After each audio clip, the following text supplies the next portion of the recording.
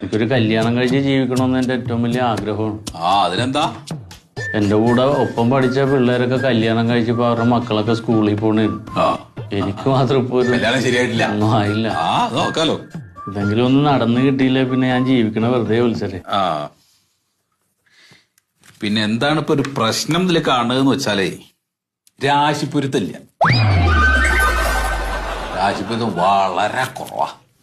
നമ്മൾ എങ്ങനെ കൂട്ടിയും കിഴിച്ചും ഒക്കെ നോക്കിയാലും 4.5 പൊരുത്തേ കാണാളൂ. ഇവിടെ നിന്ന് 3-4 അങ്ങോട്ട് വെച്ചാൽ അങ്ങനെയൊന്നും വെക്കാൻ പറ്റില്ലല്ലോ. അങ്ങനെ വെക്കുക നടക്കൂലേ?